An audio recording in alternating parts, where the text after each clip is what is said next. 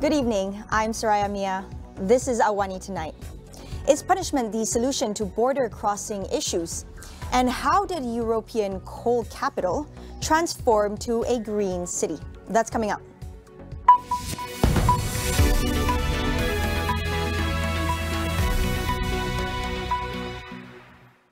UMNO President Datuk Seri Dr. Ahmad Zahid Hamidi said 3 MPs jumped from the party post-GE14 for Bersatu to save themselves from investigations by MACC. He told the High Court today in his testimony for his corruption trial that the 3 MPs were among those who won in the previous general election. Zahid didn't mention names, but said among them were the Masjid Tanah MP and Jelly MP. However, he did not name or make reference to the third person. The incumbent Masjid Tanah MP is Datuk Mas Ermiyati Samsudin, while the Jelly MP is Datuk Seri Mustafa Mohamad. Zahid further claimed he understood that these 3 have several cases that the anti-graft agency wanted to investigate. Meanwhile, the party president also said he refused to dissolve UMNO as requested by then Premier Tun Dr. Mahadir Mohamad in June 2018 because he didn't want to disband UMNO. He explained that he did not want to see UMNO buried while saving himself by joining Tun M's then party Bersatu. Zahid faces 47 charges, 12 counts of criminal breach of trust in relation to charitable foundation, Yayasan Akal Budi funds, 27 counts of money laundering, and 8 counts of bribery charges.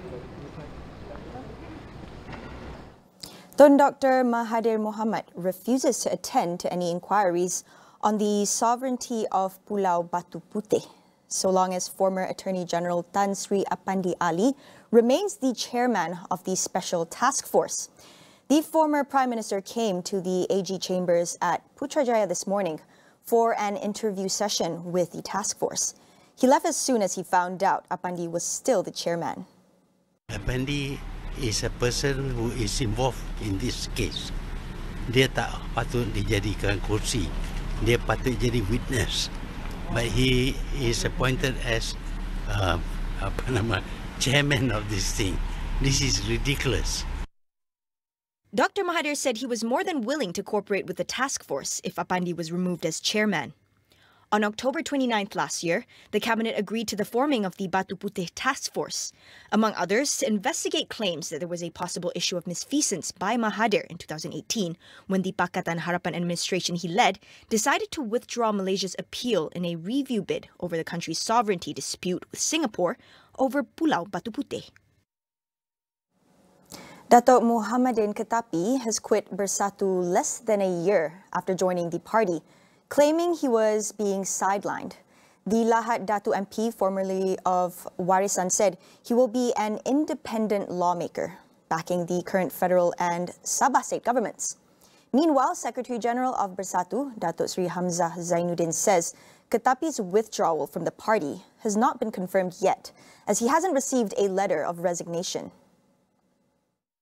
At a press conference, the former Federal Tourism, Arts and Culture Minister said that he felt unneeded in Bersatu and that many promises made were unfulfilled by the party's leadership.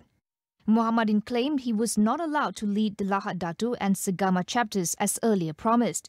He added that he and his supporters were also sidelined by the party machinery, with Bersatu conducting activities without his knowledge, despite him being the assembly person for both constituencies. There are currently 32 MPs from Bersatu. With Mohammadin's departure, along with Zuraida Kamarudin and Willy Mongin, Bersatu will be left with 29 seats when the Dewan Rakyat reconvenes on July 18th. A report from an Indonesian NGO highlights the alleged brutal conditions in detention centers in Tawau, Sabah. It claims this led to the deaths of 149 Indonesian nationals in the last 18 months. Adrian Pereira from North-South Initiative points out the lack of holistic human rights perspective when managing migrants in the country.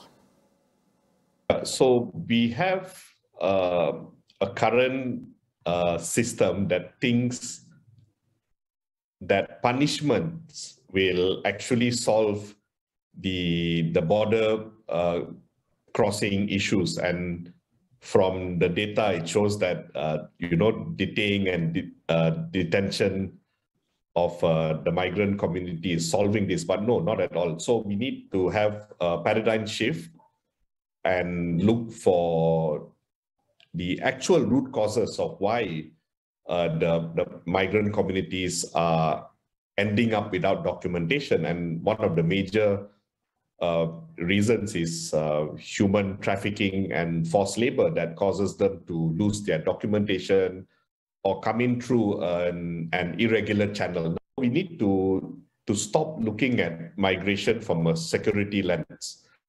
They can and are some legitimate concerns, but over-securitizing this sector has resulted in more precarious conditions for migrants. So we need to remove that security lens and start treating migrants with dignity, making procedures easier for them to access jobs, to come in for safety, for example, for refugees. And with that, we'll be able to manage the flow much better. The 11th World Urban Forum is ongoing in the city of Katowice in the southern region of Poland. Joining us is Astro AWANI editor Zulfitri Yusuf, who has been reporting from the forum. Zul, talking about the urban transformation, the host city itself has undergone a major rejuvenation. Once known as the European coal capital, the city has transformed into a green metropolis. What can you tell us about the efforts taken by the city, Zul?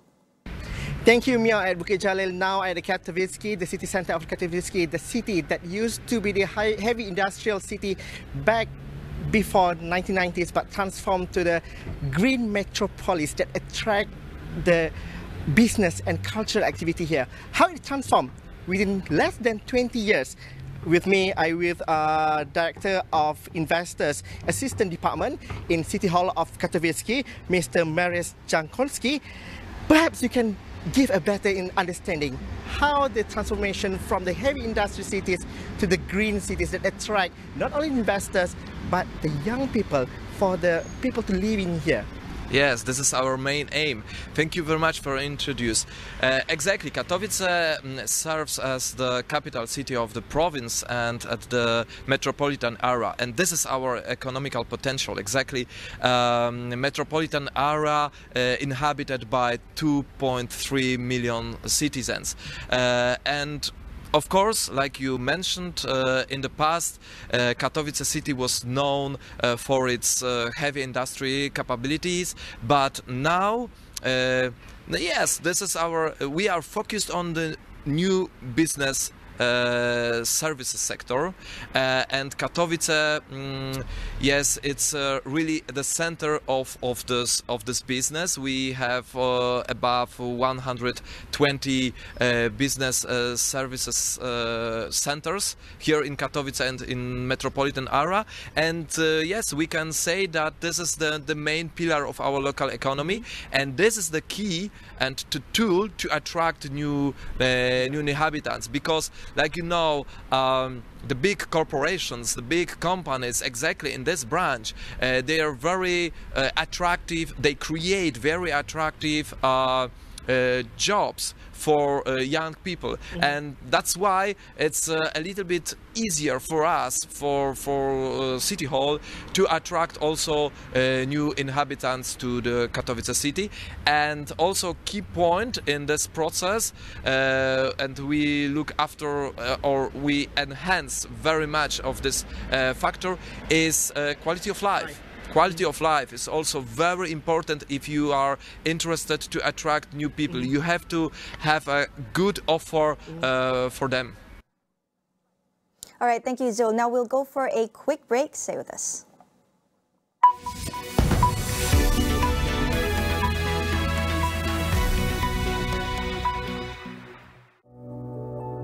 COVID-19 memperlihatkan kepada kita betapa pantasnya adaptasi teknologi di kalangan PKS kita. Niaga AWANI dan Unified Business akan menyelami perjalanan kebangkitan semula PKS kita melalui segmen Jiwa SME setiap Selasa dan Khamis untuk inspirasi anda. Transformasikan perniagaan dengan Unified Business, rakan digital pilihan anda. Hubungi kami sekarang dan jimat sehingga 50%. Jom Unify Business. Catch the special episode of Consider This featuring Senator the Honourable Penny Wong, Foreign Minister of Australia, as we talk about the new Labour government's foreign policy and more. Wednesday, 29th June at 10 p.m.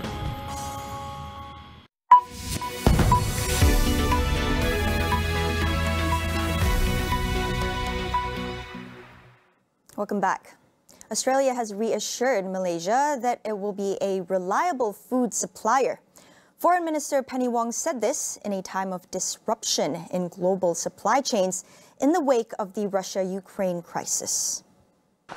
One of the points we discussed in the meeting was that Australia continues to be a reliable supplier, for example, of wheat and meat, at a time where global supply chains have been constrained. And obviously, as a comprehensive strategic partner, we will work with Malaysia, if required, on any issues they have in terms of their supply constraints arising out of the conflict in Ukraine.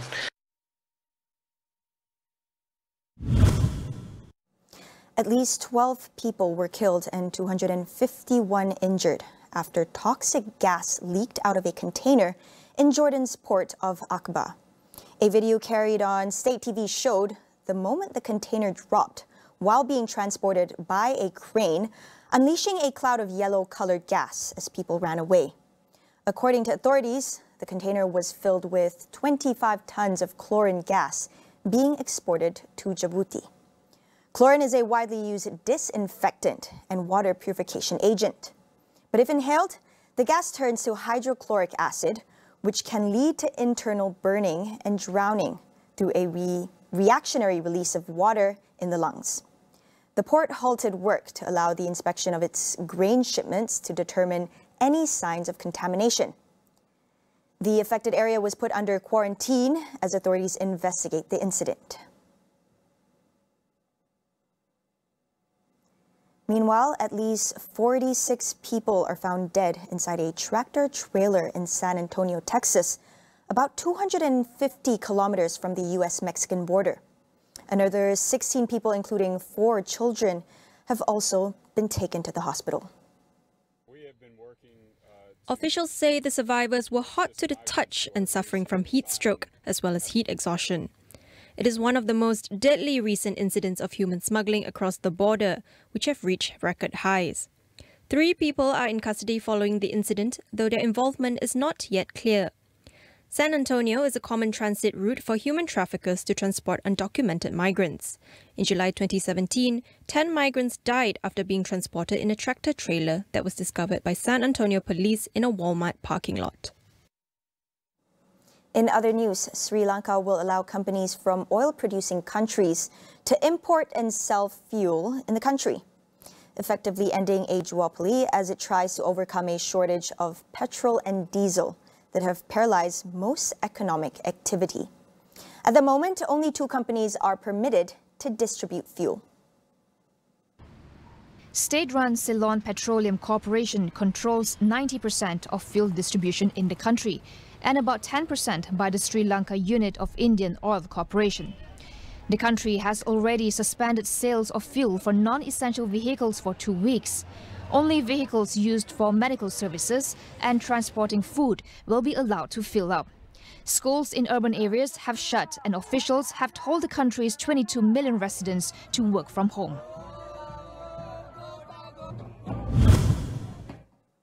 Lauded for their heroism in political speeches and popular culture, the reality of those who once served in the Malaysian military is less rosy.